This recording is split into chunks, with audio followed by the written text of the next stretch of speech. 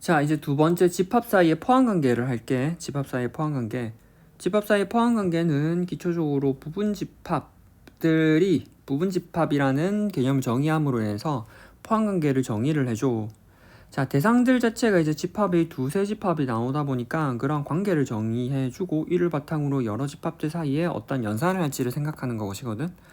자, 봐봐. 첫 번째 부분집합이야. 부분집합은 글을 한번 같이 읽어볼게. 집합 AB에 대하여 자, A의 중요한 건 모든 원소야. 그냥 일반적인 원소가 아니라 모든 원소야. 모든 원소. 맞지? 모든 원소가 집합 B에 속할 때 맞지? 우리가 이거를 기호로 다시 표현하면 X를 A에서 가지고 오면 맞지? 가지고 오면 그 X가 다시 B에 포함이 될 때 A를 B의 부분집합이라고 하며 이것을 기호로 A가 B에 포함이 된다. A가 C를 옆으로 늘여놓은 이러한 기호로 표현이 된대. 맞지? 집합 A가 집합 B의 부분집합이 아닐 때는 이거 포함된다라는 거에 짝대기를 이렇게 끄어놨어. 됐어? 자, 한번 개념을 보면 부분집합이야.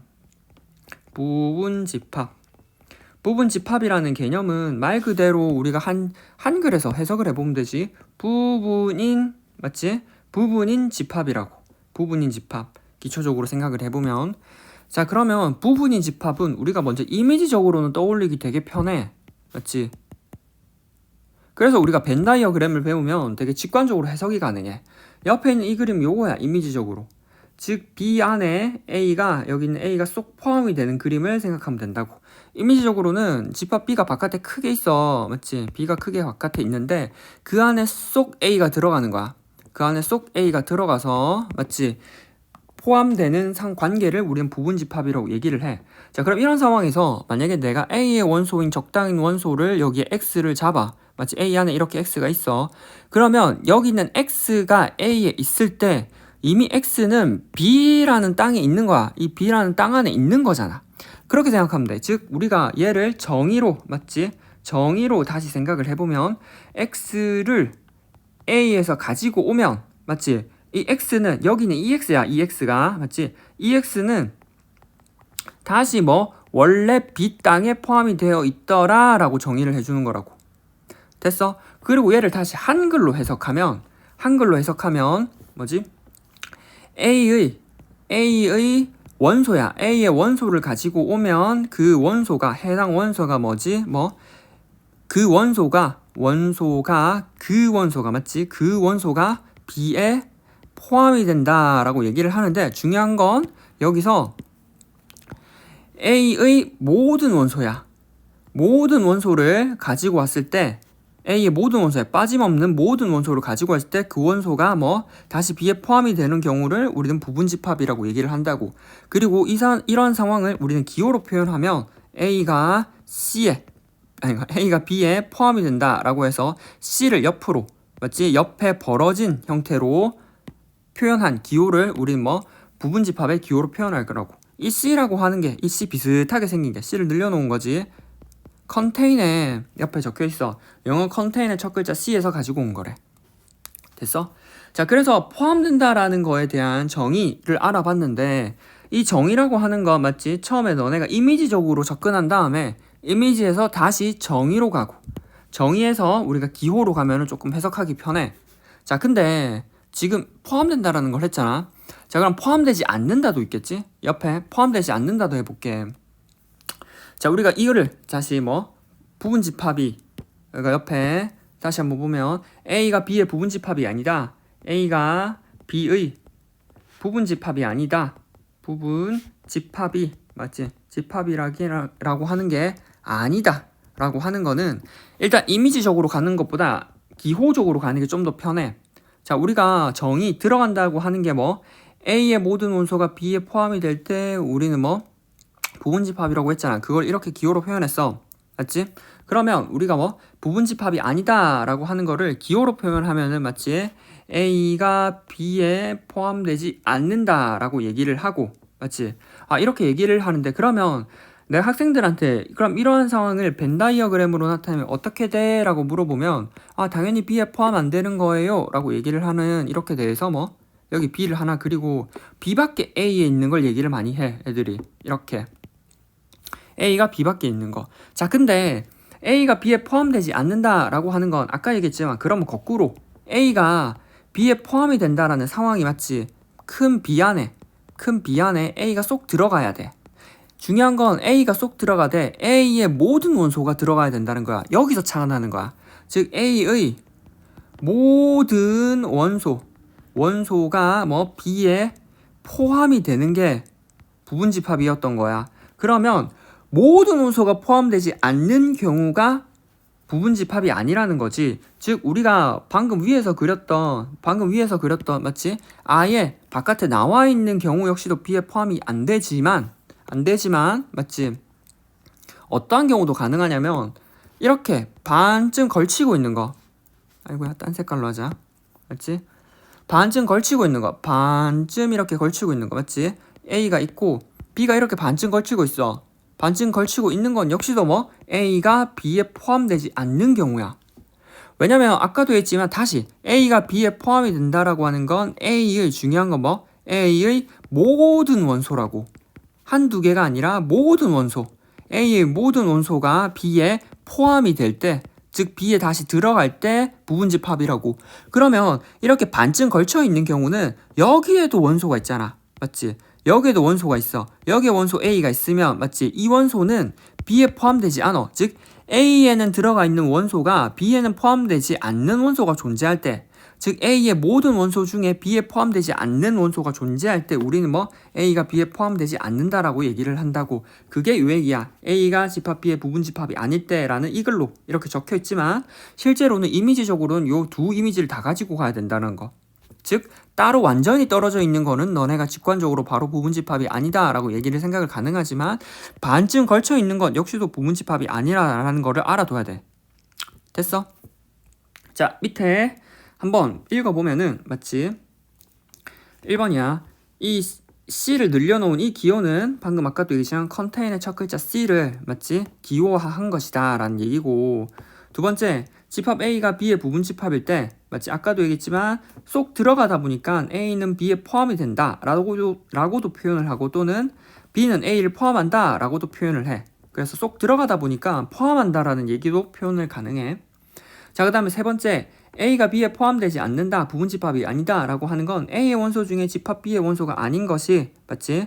적어도 하나 있다 라는 의미야. 자, 방금 얘기했지만 쏙 다 들어가야 되는데 다 들어가지 않는 경우다 라는 건 맞지? 모두 들어가지 않는다 라는 경우는 그 바깥에 집합 B 바깥에 원소가 이렇게 존재한다는 경우를 얘기하는 거라고. 됐어? 자, 그러면 맞지? 여기 있는 예를 한번 보고, 아직 위에 다 안 끝났거든? 맞지?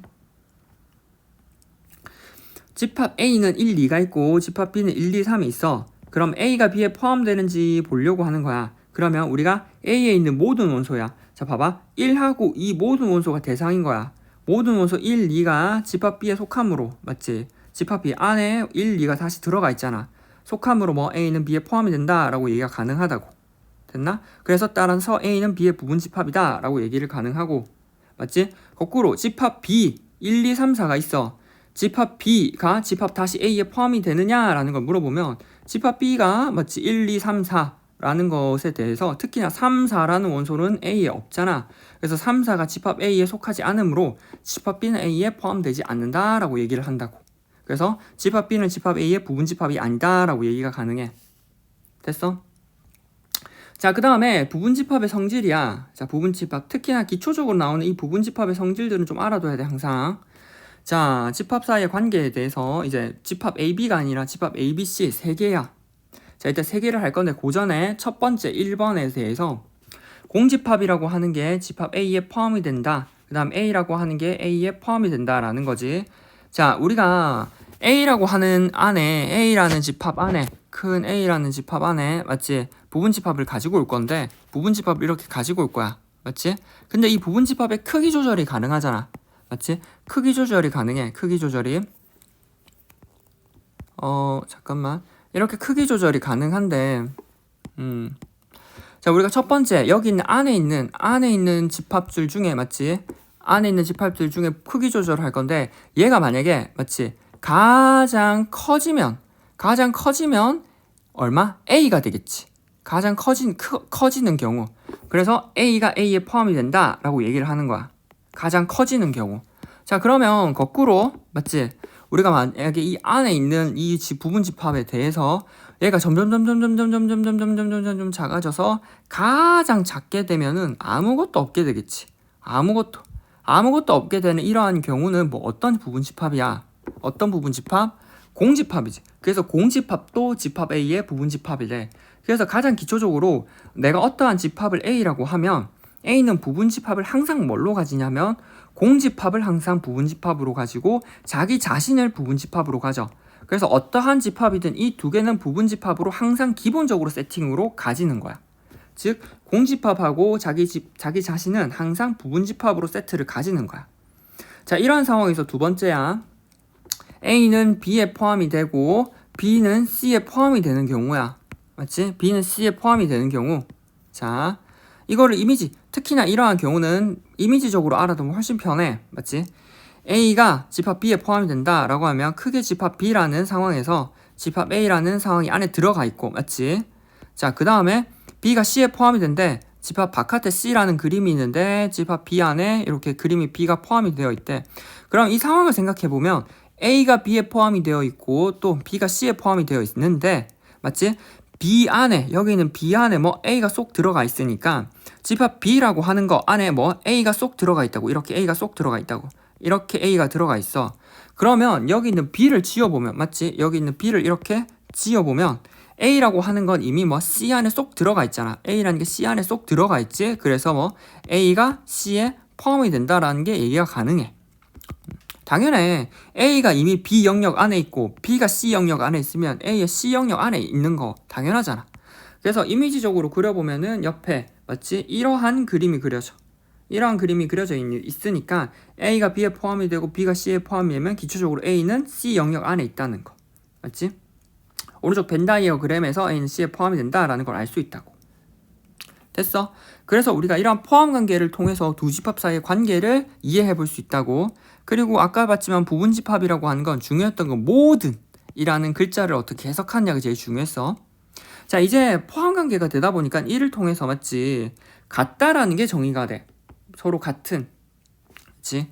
자, 우리가 뭐냐면 집합 A하고 집합 B하고 같다라는 걸 이제 정의할 거야. 그럼 직관적으로 A하고 B하고 같으면 우리가 원소 나열법으로 생각해보면 A라고 하는 게 1하고 2면 B라고 하는 것도 역시 또 1하고 2면 그냥 같을 거 아니야. 맞지? 자, 근데 1하고 2, 맞지? 1하고 서로 같다는 거에 대해서 1하고 2하고 기본적으로 그러니까 뭐야? 1이라고 하는 건 같지가 않겠지. 자, 그리고 뭐 1하고 2는 또는 뭐 1하고 2하고 3이라는 것도 같지 않을 거야. 됐어? 자, 이러한 상황을 통해서 조금 같다라는 걸 이해해보면 되거든. 자, 같다라고 하는 건 봐봐. 1하고 2는 1이랑 다르다라고 하는 건 1이라고 하는 건 1하고 2에 포함이 되지만 1하고 2는 1에 포함되지 않잖아. 자, 1하고 2는 1, 2, 3에 포함이 되지만 1, 2, 3은 1, 2에 포함이 되지 않지. 근데 1, 2, 1, 2라고 하는 건 서로 포함이 돼. 1, 2는 다시 여기 1, 2의 원소 안에 있고 1, 2는 1, 2 원소 안에 다시 여기 이렇게 있어.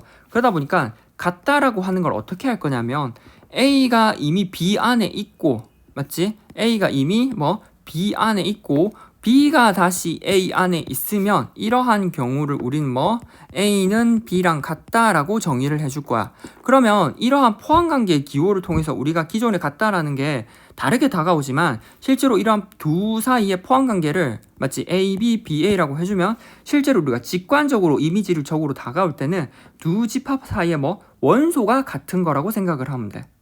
됐어? 자, 봐봐. 집합 A가 B이고, 맞지? 같다라는 거 어떻게 정의할 거냐면 A가 B에 포함이 되고 B가 A에 들어갈 때 우린 뭐 A와 B는 서로 같다라고 정의를 하며 이것을 기호는 A는 B랑 같다라고 얘기를 해. 그리고 그걸 이미지적으로 그냥 A하고 집합 B가 벤다이어그램으로 서로 애초에 일치한다라는 얘기야. 근데 벤다이어그램으로 일치한다라고 하는 건 결과적으로 뭐 원소 A하고 B의 기본적인 원소가 일치한다는 거야. 맞지? 밑에 있는 글을 보면은 특히나 나와 있어. 자, 두 집합 A, B의 모든 원소가 같을 때 직관적으로 너네가 집합이 같다라고 하는 거를, 맞지? 애초에 같다라고 하는 거를 뭐 원소적으로 모든 원소가 애초에 같이 있을 때 A와 B는 서로 같다라고 정의한다라고. 됐어? 집합 A는 1, 2, 3이고 집합 B가 X바 X가 3 이하의 자연수야. 그럼 얘는 뭐 1하고 2하고 3이다 보니까 집합 B가 서로 일치하지. 따라서 B가 1, 2, 3이므로 따라서 우리는 A가 B에 포함이 되고 B가 A에 포함이 되므로 따라서 A, B가 같다고. 맞지? 자, 우리가 따라서 우리는 같다라는 걸 체크할 때는 앞으로 어떻게 체크할 거라고? 원소가 구해지면 원소를 일반적으로 일일이 다 구해서 체크를 하고 같은지 체크를 하는 거야. 근데 원소가 구하기가 힘들어. 그럼 뭐 각각에 대해서 부분 집합 관계가 포함이 되는지를 체크할 거라고. 됐어? 자, 그러면 A와 B가 서로 같지 않을 때 같지 않어. 그럼 뭐 A하고 B가 같지 않다라고 이렇게 기호를 해. 그럼 이 말은 자, A하고 B하고 맞지? 같으면 우리가 이미지적으로 맞지? 여기 있는 A가 A하고 B하고 맞지? 벤다이어그램으로 서로 같은 부분이 일치한다고 생각을 해주면 돼. 자, 그러면 거꾸로 A하고 B하고 다른 경우는 아까 다른 경우는 뭐냐면 맞지? 이 외 전부 다야. 직관적으로 뭐 벤다이어그램에 이렇게 뚝 떨어져 있는 경우도 당연히 A하고 B하고 다른 경우겠지. 근데 A하고 B하고 서로 겹치는 부분이 맞지? 이렇게 조금은 있어. 조금은 있는 경우더라도 A하고 B하고는 서로 다른 포함되지 않는 경우가 존재해. 그래서 이렇게 서로 겹치는 부분이 조금 존재하는 경우도 실제로 뭐 같지 않다라는 경우에 포함이 되는 거야. 됐어? 그래서 우리가 같지 않다라고 하는 거는 이미지적으로 이러한 이미지적이고 원소나 L법적으로는 애초에 원소가 같지 않다. 따라서 뭐 예를 들어서 1하고 2하고 3 하고 예를 들어서 1하고 2하고 4 같은 거 포함이 안 되는 서로 다른 원소가 존재하는 때 우리는 같지 않다라고 정의를 하면 되는 거야. 됐어? 그래서 기초적으로 같다와 같지 않다라는 걸 정의를 했어.